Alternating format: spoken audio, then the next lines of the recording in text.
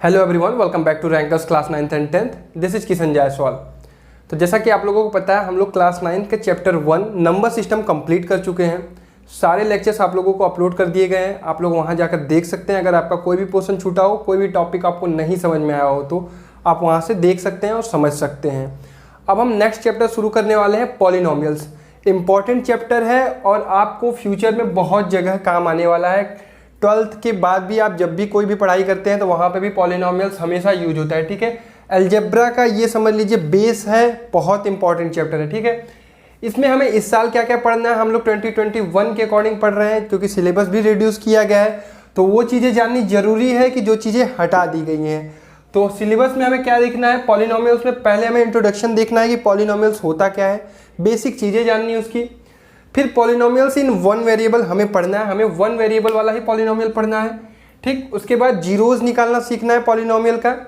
उसके बाद remainder theorem, यहाँ पे कुछ पोर्शन हटाया गया है, वो मैं आप लोगों को बता दूंगा।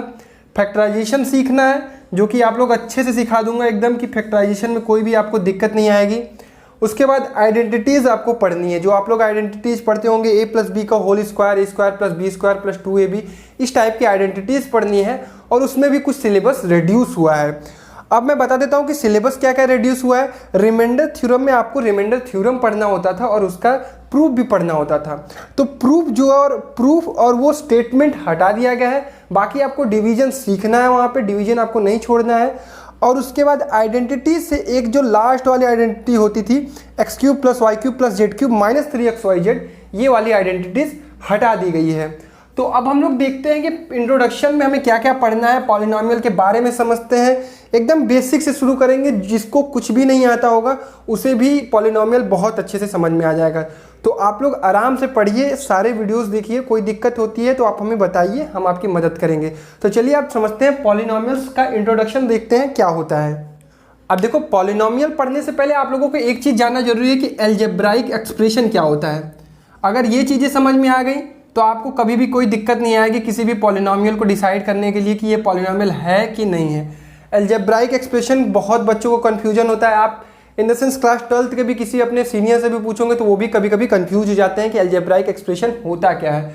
अलजेब्राइक एक्सप्रेशन जानने से पहले आपको पता होना चाहिए कि कांस्टेंट क्या होता है और वेरिएबल क्या होता है। देखिए, बेसिक चीज़ें आप लोग कहेंगे कि एकदम बेसिक है, लेकिन आपको जानना जरूरी है क्योंकि कन्फ्यूजन नहीं होना चाहिए। कांस्टेंट वो वैल्यू होती है जो कि चेंज ना हो सके, जो हमेशा वही चीज़ बनी रहे। ठीक है, और वेरिएबल क्या होती है, जिसकी वैल्यू चेंज हो सकती है। जैसे आप कहेंगे कि अर्थ की ग्रेविटेशनल जो जी होती है, ग्रेविटी, वो 9.8 हमेशा कांस्टेंट होती है, वो चेंज नहीं होती है। तो ये वैल्यू चेंज नहीं हो सकती है। ठीक है, अगर आप अर्थ पे चेक करेंगे तो ग्रेविटी कितनी होती है, 9.8 होती है। और वेरिएबल वो चीज़ होती है जिसकी वैल्यू चेंज हो सके। ठीक, अब इसको समझने के लिए मैं एकदम आसानी से आपको एक एग्जांपल बताता हूँ। जैसे मान लेते हैं ये कौन सा मंथ चल रहा है, सितंबर चल रहा है।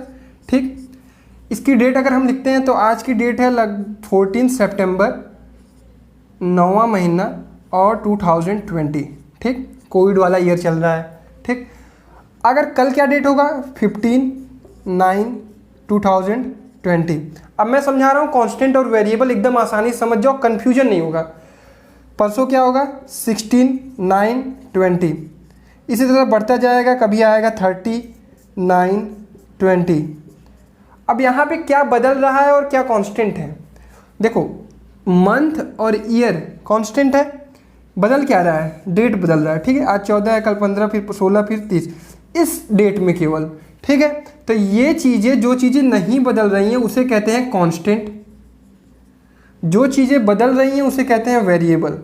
तो बस इतनी सी बात है कि जिन चीज़ों की वैल्यू बदलती है उसे कहते हैं वेरिएबल, और जो अपने आप में बनी रहती है, कांस्टेंट रहती है, उसे कहते हैं कांस्टेंट। आप बेसिकली पॉलिनोमियल या किसी भी अलजेब्राइक एक्सप्रेशन में देखेंगे तो नंबर्स जो भी होते हैं 1 2 3 इस टाइप से जहाँ भी लिखे रहते हैं, नेगेटिव पॉजिटिव जो भी, वो होते हैं कांस्टेंट। और वेरिएबल आप देखेंगे पॉलिनोमियल में तो जब x y z इस टाइप का कोई टर्म आता है तो वो होते हैं वेरिएबल, क्योंकि इसकी वैल्यू जो है वो चेंज हो सकती है। ठीक है, तो इतनी बात तो हो गई अलजेब्राइक एक्सप्रेशन में कांस्टेंट और वेरिएबल की। अब हमें जानना है कि अलजेब्राइक एक्सप्रेशन होता क्या है। इतना तक तो कोई किसी को कन्फ्यूजन नहीं होगा कि कांस्टेंट और वेरिएबल क्या होता है। इसके बाद देखते हैं अलजेब्राइक एक्सप्रेशन। अलजेब्राइक एक्सप्रेशन को समझने के लिए देखते हैं, एक स्टेटमेंट लिखता हूँ मैं, एक general formula, integer multiplied by variable के होल पावर रैशनल नंबर। अब इसमें किसी चीज़ को कोई कंफ्यूजन, इंटीजर आपको पता है नेगेटिव पॉजिटिव जीरो जितने भी होते हैं वो इंटीजर होते हैं। वेरिएबल क्या होता है, जिसकी वैल्यू चेंज होती है x y z. Rational number क्या होता है, पी बाई क्यू के फॉर्म में जो भी चीज़ें लिखी रहती हैं जहाँ पे क्यू जीरो नहीं होता है। आप लोगों को नंबर सिस्टम में सब कुछ पढ़ाया गया है, वो बेसिक चीज़ें थी, उसको जानना जरूरी है। अगर आप लोगों ने नंबर सिस्टम छोड़ा है तो नंबर सिस्टम जरूर पढ़ लीजिएगा। उसके बाद कुछ इस तरह का होता है अलजेब्राइक एक्सप्रेशन। जैसे इंटीजर में हम लिख देते हैं -4, मान लेते हैं एक एग्जाम्पल लेते हैं, वेरिएबल हमने ले लिया x और इसके पावर में रेशनल नंबर हमने ले लिया 1/2, तो ये एक बन गया अलजेब्राइक एक्सप्रेशन। कोई भी अलजेब्राइक एक्सप्रेशन जो होता है वो किस फॉर्म में होता है, इंटीजर मल्टीप्लाइड बाय वेरिएबल के होल पावर रैशनल नंबर। और आप कह सकते हैं 77y के पावर 2, ये भी एक अलजेब्राइक एक्सप्रेशन है। तो कुछ इस टाइप से आपको अलजेब्राइक एक्सप्रेशन दिखेंगे। अब अलजेब्राइक एक्सप्रेशन में कुछ चीज़ें आप कर सकते हैं, जैसे अलजेब्राइक एक्सप्रेशन में प्लस करेंगे अलजेब्राइक एक्सप्रेशन तो कितना आएगा अलजेब्राइक एक्सप्रेशन। इसी तरह अलजेब्राइक एक्सप्रेशन में अलजेब्राइक एक्सप्रेशन को सब्ट्रैक्ट करेंगे तो भी अलजेब्राइक एक्सप्रेशन आएगा आपका। ठीक, अलजेब्राइक एक्सप्रेशन में अलजेब्राइक एक्सप्रेशन का मल्टीप्लाई करेंगे तो भी अलजेब्राइक एक्सप्रेशन आएगा, और अलजेब्राइक एक्सप्रेशन को अलजेब्राइक एक्सप्रेशन से डिवाइड करेंगे तो भी अलजेब्राइक एक्सप्रेशन आएगा। ये मैं क्यों बता रहा हूँ, कहीं कहीं आप देखते होंगे इस तरह से लिखा रहता है -4x³ + 6x² -8x के होल पावर 1/2 -9। अगर आपको इस तरह का टर्म दिखता है तो ये है एक अलजेब्राइक एक्सप्रेशन। कोई भी टर्म उठा ले आप, ये टर्म हमने उठाया, इसमें ये क्या है इंटीजर, ये क्या है वेरिएबल, इसके पावर में एक रेशनल नंबर। अब रेशनल नंबर 3 भी तो रेशनल नंबर है, सारे इंटीजर जो होते हैं वो रेशनल नंबर होते हैं। अब यहाँ तक किसी को कोई कन्फ्यूजन नहीं होगा। इसके बाद मैं एक चीज़ बता रहा हूँ, वो चीज़ जो अलजेब्राइक एक्सप्रेशन में अलजेब्राइक एक्सप्रेशन हमने ऐड किया तो अलजेब्राइक एक्सप्रेशन आया। इसी तरह से हम अलजेब्राइक एक्सप्रेशन में कॉन्स्टेंट भी ऐड कर सकते हैं। जैसे अलजेब्राइक एक्सप्रेशन में हमने कांस्टेंट जोड़ा तो भी हमें अलजेब्राइक एक्सप्रेशन मिलेगा, या फिर माइनस किया तो भी हमें अलजेब्राइक एक्सप्रेशन मिलेगा, मल्टीप्लाई करेंगे तब भी अलजेब्राइक एक्सप्रेशन मिलेगा, और डिवाइड करेंगे तब भी हमें अलजेब्राइक एक्सप्रेशन मिलेगा। मतलब अलजेब्राइक एक्सप्रेशन में हम कोई भी मैथमेटिकल ऑपरेशन करते हैं कांस्टेंट के साथ या फिर अलजेब्राइक एक्सप्रेशन के साथ तो हमेशा अलजेब्राइक एक्सप्रेशन मिलता है। अब अलजेब्राइक एक्सप्रेशन यहाँ पे हमें नहीं पढ़ना था, हमें पढ़ना है पॉलिनोमियल, लेकिन अलजेब्राइक एक्सप्रेशन को जानना जरूरी है क्योंकि ये सबसे बेसिक चीज़ है। अब अलजेब्राइक एक्सप्रेशन हमने क्या पढ़ा था, यहाँ पे एक बार फिर से रिकॉल कर लेते हैं। इंटीजर को हमने मल्टीप्लाई किया वेरिएबल से, और वेरिएबल के पावर में हमने क्या रखा है यहाँ पे रेशनल नंबर। ठीक, ये हमारा एक अलजेब्राइक एक्सप्रेशन इस टाइप का होता है। अब हमें पॉलिनोमियल पढ़ना है। पॉलिनोमियल में क्या होता है, इंटीजर की जगह हम लिख सकते हैं कांस्टेंट, हमेशा जो इंटीजर ही कांस्टेंट होगा, मल्टीप्लाइड बाय वेरिएबल के पावर में होल नंबर होगा। यही चीज़ हमें ध्यान रखना है, होल नंबर हमेशा पावर में होल नंबर होगी। एक्सप्रेशन में क्या होता था रेशनल नंबर, और पॉलिनोमियल में क्या होगा होल नंबर। बस इतनी चीज़ें अगर आप समझ गए तो आपको कहीं कंफ्यूजन नहीं होगा। अगर आपसे कोई पूछता है कि -4x + 6x² क्या ये एक पॉलिनोमियल है, तो आप कहेंगे नहीं। क्यों? क्योंकि यहाँ पे x के पावर में क्या है 1/2, और 1/2 क्या है एक रेशनल नंबर है, ये होल नंबर नहीं है। सारे होल नंबर रेशनल नंबर हो सकते हैं, लेकिन सारे रेशनल नंबर होल नंबर नहीं हो सकते हैं। आई थिंक पॉलिनोमियल तक आप लोगों का सारा डाउट क्लियर हो गया होगा। पॉलिनोमियल की डिफिनीशन यही है कि कांस्टेंट को जब भी हम वेरिएबल से मल्टीप्लाई करते हैं और वेरिएबल के पावर में जो होता है वो होल नंबर होता है। ठीक है, यहाँ पे एक्सप्रेशन में क्या था रेशनल नंबर। अब पॉलिनोमियल में भी हम मैथमेटिकल एक्सप्रेशन कर सकते हैं। जैसे पॉलिनोमियल हमने ऐड किया तो हमें पॉलिनोमियल मिलेगा, या फिर सब्ट्रैक्ट किया तब भी हमें पॉलिनोमियल मिलेगा। पॉलिनोमियल में पॉलिनोमियल का मल्टीप्लाई किया तो भी हमें पॉलिनोमियल मिलेगा। पॉलिनोमियल से पॉलिनोमियल को डिवाइड किया तो भी हमें पॉलिनोमियल मिलेगा। लेकिन यहाँ पे एक चीज़ याद रखनी है आपको, क्या, पॉलिनोमियल में जो न्यूमरेटर है, ठीक है, न्यूमरेटर की पावर डिग्री वो हमेशा डिनोमिनेटर से ज़्यादा होनी चाहिए। ठीक है, तभी हम पॉलिनोमियल को डिवाइड कर पाएंगे। ये चीज़ें याद रखनी है। पॉलिनोमियल तक का यही कॉन्सेप्ट था। अब बाकी इसमें कई चीज़ें होती है, कई सारे टर्म्स होते हैं, कोफिशिएंट होता है, डिग्री होता है, किस टाइप के क्लासिफिकेशन होता है, ये हम आगे देखते हैं। जैसे मान लो हमने एक एग्जाम्पल लिया -x³ + 7x² + 6x - 9। ठीक, ये एक पॉलिनोमियल है। आप चेक कर सकते हैं। आपने इसको उठाया, जो मैंने क्या बताया आप लोगों को, कांस्टेंट मल्टीप्लाइड बाय वेरिएबल के होल पावर होल नंबर। ठीक है, हमेशा यही याद रखिएगा, एक चीज़ याद रहेंगे आपको कि कांस्टेंट मल्टीप्लाइड बाय वेरिएबल के होल पावर के पावर में होल नंबर होना चाहिए, कभी भी पावर में आपका रैशनल नंबर नहीं होना चाहिए पॉलिनोमियल के लिए। तो यहाँ पे चेक करेंगे तो क्या है, कांस्टेंट -1 मल्टीप्लाइड बाय वेरिएबल एक x है के पावर में 3। यहाँ पे देखेंगे तो 7 मल्टीप्लाइड बाय एक वेरिएबल x के होल पावर में 2 होल नंबर है। यहाँ पे देखेंगे 6 मल्टीप्लाइड बाय x के पावर 1, और यहाँ पे देखेंगे तो एक कांस्टेंट मल्टीप्लाइड बाय x के पावर 0 है। अब x के पावर 0 की वैल्यू जो होती है 1 होती है, इसीलिए यहाँ पे हम होल नंबर नहीं कंसीडर करेंगे, x के पावर 0 की वैल्यू ही जो होती है वो 1 होती है। ठीक है, तो इतना तक आप लोगों को चीज़ें समझ में आ गई। अब आगे हमको कुछ टर्म्स होते हैं कि जो कुछ बातें होती हैं जो आपको जानना जरूरी है कि क्या क्या होती हैं, तो देखते हैं। अब एक पॉलिनोमियल में ये जो एक पूरा होता है, ये इसे कहते हैं हम टर्म्स कैसे डिफाइन करेंगे, सारे टर्म्स हम अगर लिख देते हैं -x3 7x², 6x और 9 -9। ठीक है, ये एक टर्म है, ये एक टर्म है, ये एक टर्म है, ये एक टर्म है, ये एक टर्म है। पॉलिनोमियल से जब आप सेपरेट करेंगे तो आपको अलग अलग टर्म मिलेंगे, और जब आप इनको ऐड करते हैं तो आपको फिर से वही पॉलिनोमियल मिल जाता है, यही कहलाता है टर्म्स। जब हमने इसको स्प्लिट किया तो हमें अलग अलग टर्म्स मिले, अगर हम उसको ऐड करते हैं फिर से वही पूरा पॉलिनोमियल मिल जाता है, तो हमने सही स्प्लिट किया है, और वो जो अलग अलग पार्ट्स हैं वही कहलाते हैं टर्म्स। ठीक, अब किसी एक टर्म्स में वेरिएबल के साथ जो भी कांस्टेंट जुड़ी रहती है उसे कहते हैं कोफिशिएंट। ठीक है, टर्म यहाँ पे हमने पहला चीज़ सीखा, कोफिशिएंट क्या होता है, जैसे -x³ हमने देखा, तो x³ क्या है, एक वेरिएबल है, x वेरिएबल है तो x² भी वेरिएबल है, x³ भी वेरिएबल है, तो इसके साथ क्या जुड़ा हुआ है, -1। -1 क्या है, एक x³ का कोफिशिएंट है। ठीक, यहाँ तक क्लियर। इसमें देखेंगे तो 7 है, x² का अगर आपसे कोई कोफिशिएंट पूछता है तो आप कहेंगे 7, x का कोई कोफिशिएंट पूछता है तो आप क्या कहेंगे 6, और x के पावर 0 का कोफिशिएंट आपसे कोई पूछता है तो आप क्या कहेंगे -9। तो ये हो गया हमारा टर्म कोफिशिएंट और टर्म्स का। अब हमें देखना है कि कांस्टेंट पॉलिनोमियल क्या होते हैं, कांस्टेंट पॉलिनोमियल और जीरो पॉलिनोमियल। ठीक है बेटा, यहाँ तक आप लोगों को अच्छे से समझ में आया होगा। एकदम धीरे धीरे पढ़ेंगे, कोई जल्दीबाजी नहीं है, क्योंकि अभी एग्जाम में बहुत टाइम है, आप लोग बेसिक से क्लियर करते हुए चलिए। फिर आता है टर्म कांस्टेंट पॉलिनोमियल।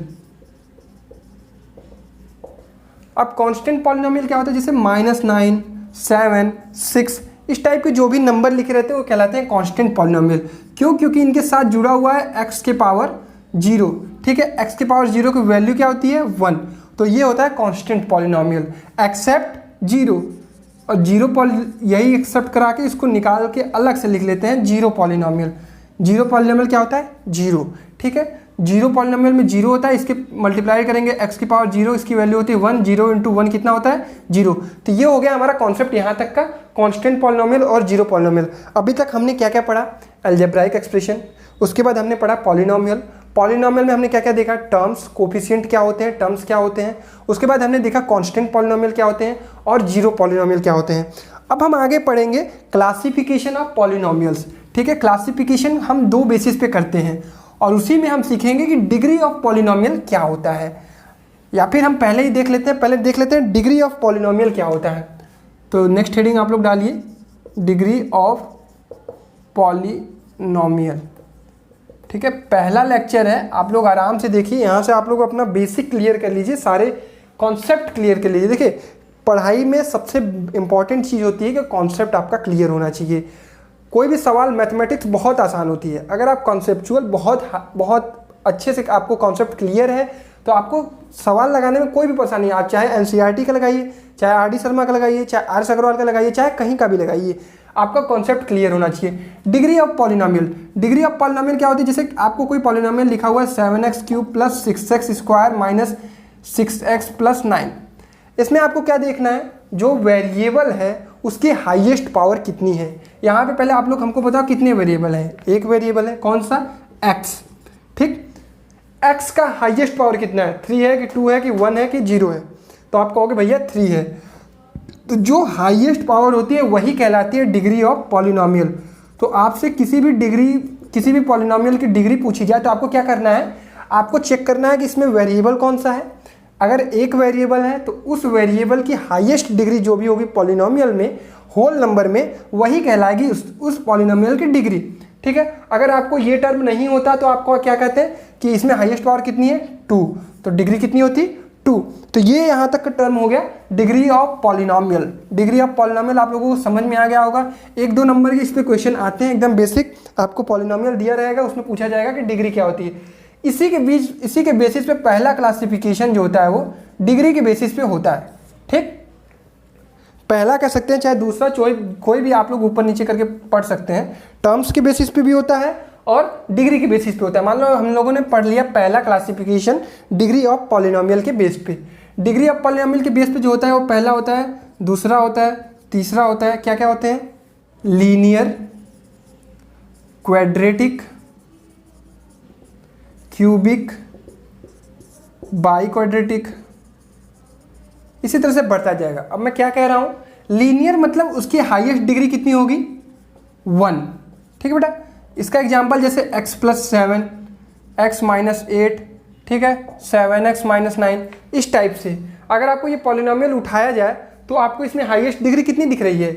x की डिग्री कितनी है 1, यहाँ पे x की डिग्री 1। जैसे t - 7 लिखा हुआ है या t - √2 लिखा हुआ है, तो इस टाइप से हाईएस्ट डिग्री कितनी है 1। तो यहाँ पे क्या होगा? Linear polynomial. सेकंड होता है क्वाड्रेटिक पॉलिनोमियल। क्वाड्रेटिक पॉलिनोमियल में क्या होती है? डिग्री जो होती है वो 2 होती है। 2 डिग्री मतलब हाईएस्ट पावर कितनी होगी 2। एक एग्जांपल ले लेते हैं, t² - 40 + 7 या v² 2v² - 6b + 9। तो इस टाइप का यहाँ पे हाईएस्ट डिग्री कितनी है 2। इसी तरह क्यूबिक होता है, क्यूबिक में डिग्री कितनी होती है 3। ठीक है, ये हमने किस बेसिस पे कर रहे हैं? डिग्री ऑफ पॉलिनोमियल के बेसिस पे। हाईएस्ट डिग्री कितनी होगी 3।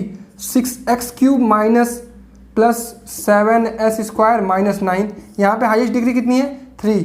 या फिर हम कह सकते हैं 7s³ + 9, यहाँ पे हाईएस्ट डिग्री कितनी है 3। तो ये कौन सा पॉलिनोमियल हुआ? Cubic polynomial. By quadratic polynomial क्या होता है? आप लोगों को यहीं तक पढ़ना है 3 डिग्री तक। डिग्री जब हमारी डिग्री हाईएस्ट कितनी हो 4। ठीक है, तो आप लोग एक एग्जांपल ले लीजिए, 4t⁴ - 60² - 9, यहाँ पे हाईएस्ट डिग्री कितनी है 4। तो ये हो गया हमारा क्लासिफिकेशन डिग्री के बेसिस पे।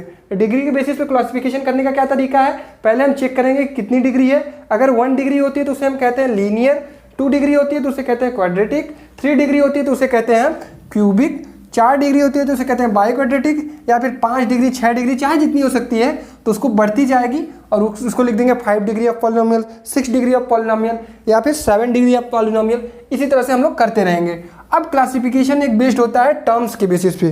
Classification based on terms. ठीक है, टर्म्स के बेसिस पे क्या होता है? Monomial, binomial, trinomial. अभी टर्म्स हमने पढ़ा था, जब एक ही टर्म लिखा हो 9, 6x, 6x³, 4x⁻117, यहाँ पे कितने टर्म आपको दिख रहे हैं? 1 1 1।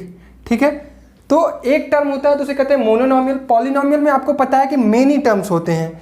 इसी तरह बाइनोमियल में मतलब 2 टर्म, 6x² + 2 + 9, 8x⁻18 - 9, इस टाइप का समथिंग आपको लिखा जहाँ पे 2 टर्म हो। ठीक है, एक टर्म 2 टर्म, तो उसे क्या कहते हैं? बाइनोमियल। ट्राइनोमियल में मतलब 3 टर्म्स होंगे, 4x³ + 6x - 9, ठीक है, 7t² - 7t³ + 60⁴ - 9 + 60। ये क्या हो गया? यहाँ पे 3 हमने पढ़ा है ना, 3, तो यहाँ पे 3 टर्म्स हैं, तो यहाँ पे क्या हो जाएगा? ट्राइनोमियल। इसी तरह बढ़ता जाएगा 4 5 6, इसके बेसिस पे हम लोग इसका क्लासिफिकेशन कर सकते हैं। तो बेसिकली क्लासिफिकेशन पॉलिनोमियल के कितने बेसिस पे हमने किया? 2। पहला क्या किया? डिग्री ऑफ पॉलिनोमियल के बेस पे। डिग्री के बेस में क्या क्या होता है? लीनियर, क्वाड्रेटिक, क्यूबिक और बाई क्वाड्रेटिक। उसके बाद बढ़ता जाएगा, वहाँ पे हमें देखनी है कि हाईएस्ट डिग्री कितनी है। उसके बाद टर्म्स के बेसिस पे क्या होता है कि कितने टर्म्स होते हैं? मोनोनोमियल, बाइनोमियल, ट्राइनोमियल, इस टाइप से हमें करना है। तो यहाँ तक जो आपका हुआ एक्सरसाइज 1.1 का कॉन्सेप्ट कंप्लीट हो गया। आपको एक्सरसाइज 1.1 को करने में कोई दिक्कत नहीं होगी। कुछ सवाल मैं आप लोगों को दिखा देता हूँ, बता देता हूँ। जैसे आप अपनी एक्सरसाइज खोलेंगे, एक्सरसाइज 2.1, उसमें पहला क्वेश्चन है which of the following expression are polynomial in one variable and which are not. अब वन वेरिएबल का क्वेश्चन का क्या मतलब कह रहा है, अब देखो मैं हल्का हल्का आप लोगों को हिंट दे रहा हूँ। 1.1 नहीं 2.1 एक्सरसाइज 2.1 को कैसे करना है। पहला क्वेश्चन में क्या करना है, आपको देखना है कि कितने वेरिएबल हैं। अब वेरिएबल क्या होना चाहिए, आपको ये भी ध्यान रखना है कि वेरिएबल के पावर में होल नंबर होना चाहिए, पहली बात, ठीक बेटा। उसके बाद वेरिएबल जैसे किसी एक एक्सप्रेशन में अगर t और y दो चीज़ आ गए तो ये दो वेरिएबल में पॉलिनोमियल हो गया। एक ही वेरिएबल होना चाहिए उस कंप्लीट पॉलिनोमियल। पहला क्वेश्चन आप इस तरह से कर सकते हैं। दूसरा है right the coefficient of x square in each. तो आपको मैंने बताया कि किस, जैसे आपको एक्स स्क्वायर यहाँ पे लिखा रहता है तो इसका कोफिशिएंट पूछ रहा है, तो इसके बगल में जो कांस्टेंट जुड़ा हुआ है वही उसका कहलाता है कोफिशिएंट, ठीक। तीसरा क्वेश्चन है give one example of each of binomial of degree 35। अब आपको बाइनोमियल बनाना है, मतलब आपके पास दो टर्म होने चाहिए और पावर क्या कह रहा है डिग्री 35, तो x के पावर 35 प्लस 6 कर देना। ये आपका एग्जांपल, बहुत सारे एग्जांपल बना सकते हैं। मोनोनोमियल ऑफ डिग्री 100, डिग्री 100 होना चाहिए, मोनोनोमियल मतलब एक टर्म होना चाहिए, तो t के पावर 100 कर देना, ठीक, ये हो गया। या 7t के पावर 100, डिग्री कितनी होनी चाहिए 100 होनी चाहिए और टर्म्स कितने होने चाहिए 1 होने चाहिए। ये हो गया थर्ड क्वेश्चन। फोर्थ क्वेश्चन क्या है, right the degree of each of the following polynomial. Degree पूछ रहा है तो आपको देखना है कि एक कोफिशिएंट है और सॉरी एक वेरिएबल, उसकी हाईएस्ट पावर कितनी है वही उसका डिग्री। जैसे पहले में लिखा हुआ 5x³ plus 4x² plus 7x, तो यहाँ पे डिग्री कितनी है 3, कुछ इस टाइप से। Classify the following as linear quadratic. Linear में आपको देखना है कि डिग्री अगर 1 है तो लीनियर, 2 है तो क्वाड्रेटिक, 3 है तो क्यूबिक, 4 है तो बाई क्वाड्रेटिक, इस टाइप से कर देना है। तो यहाँ तक आप लोगों का जो कॉन्सेप्ट है बेसिक क्लियर हो गया। एक्सरसाइज 1.1 को आप लोग बहुत आसानी से कर सकते हैं। एक लेक्चर देख के आपको एक्सरसाइज 1.1 और पॉलिनोमियल का कॉन्सेप्ट अब एकदम क्लियर हो गया। नेक्स्ट वीडियो में हम लोग देखेंगे जीरोज ऑफ पॉलिनोमियल। क्या देखेंगे हम लोग, जीरोज ऑफ पॉलिनोमियल। तो यहाँ तक का हमारा कॉन्सेप्ट कंप्लीट हो गया। अगर वीडियो पसंद आया होगा तो इस वीडियो को शेयर करना और अपने दोस्तों से सब्सक्राइब भी करवाना, और इस चैनल को आप भी सब्सक्राइब करना। अगर वीडियो पसंद आया तो लाइक भी करना। Thank you guys.